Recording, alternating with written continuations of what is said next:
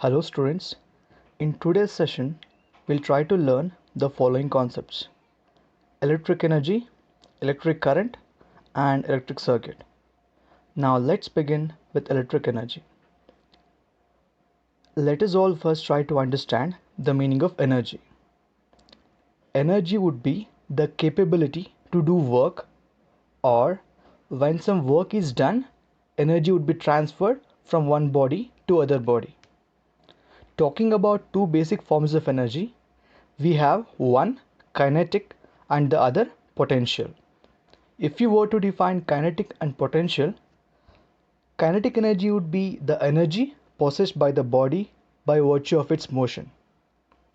Potential energy would be the energy possessed by the body by virtue of its possession. So these are the two kinds of energy we have learned. These were the basic concepts that we have learned in the class 9 chapter with respect to work and energy, that chapter.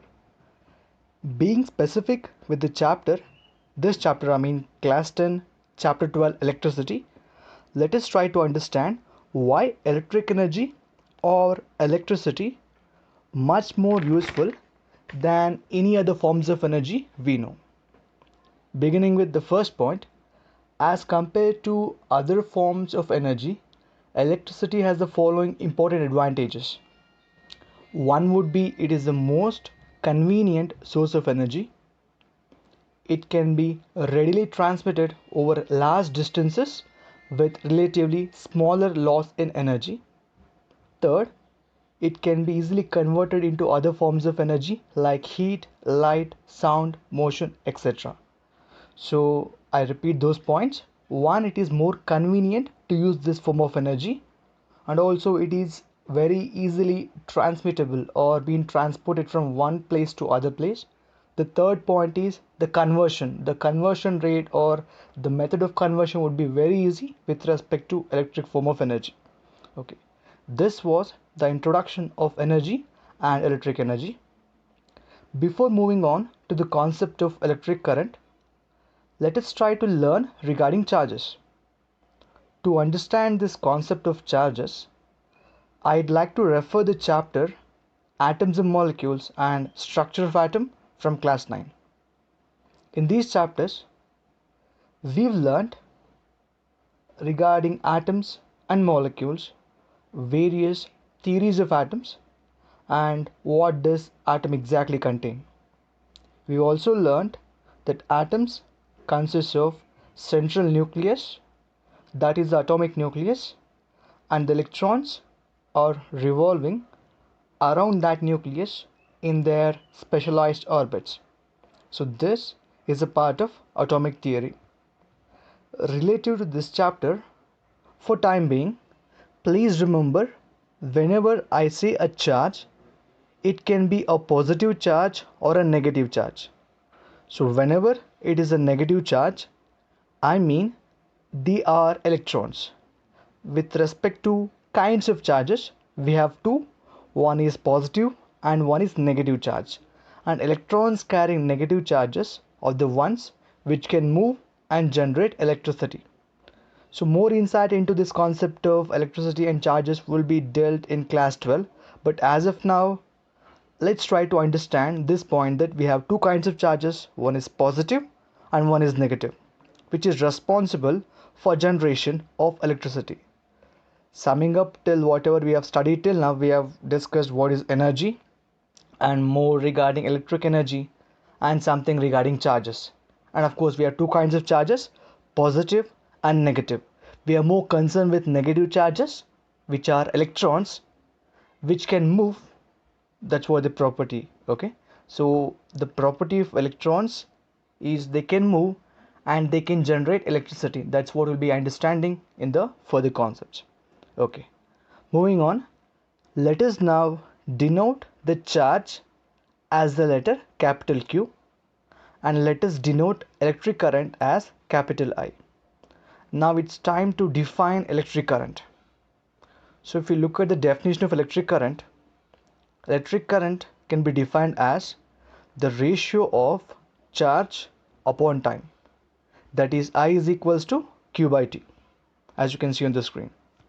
Here I would represent electric current, SI unit ampere.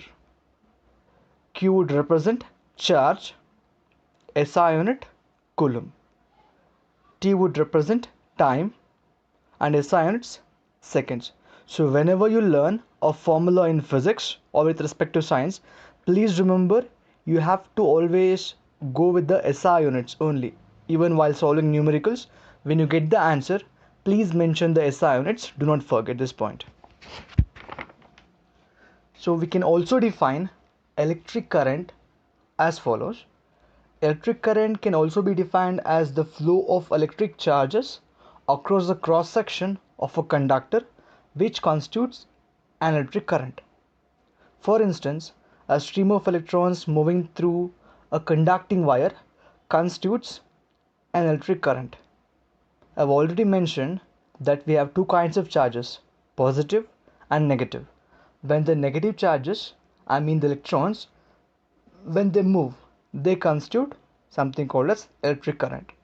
So these were the concepts of electric energy and electric current.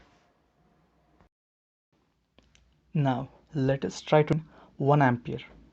Please do remember that 1 ampere would be the SI unit of current. So whenever we define 1 ampere, it also means that we are defining the SI unit of current. Now the question is, how do we define 1 ampere of current or its SI unit? We've learned that I is equals to Q by T. The ratio of charge upon time would mean electric current, or it can also be defined as the rate of flow of charges. We have I is equals to Q by T. If charge is taken as 1 coulomb and time under consideration as 1 second, then we have I is equals to 1 ampere. For Q, the charge taken as 1 coulomb and time t taken as 1 second. Fine. Hence, we define 1 ampere of current or the unit of current as follows. Now the definition goes like: ampere is the flow of electric charges through a surface at the rate of 1 coulomb per second. I repeat the definition. Ampere is the flow of electric charges through a surface at the rate of 1 coulomb per second.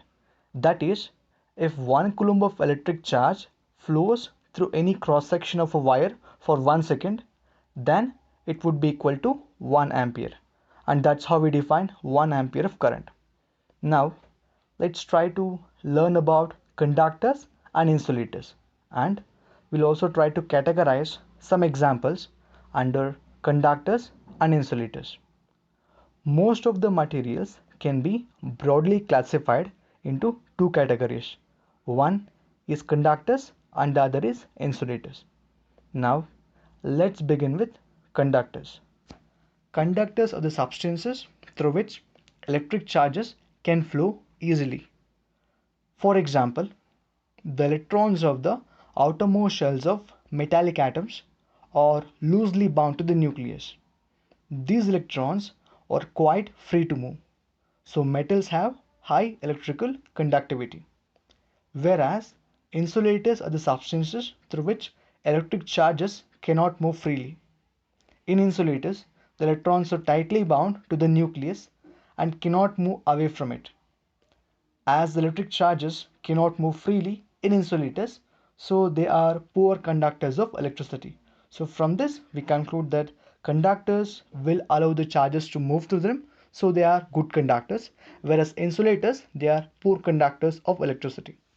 Now some of the examples of conductors are like metals, copper, silver, aluminium, graphite, as well as human body, acids, alkalis, as well as water solutions of salts will include the examples of conductors.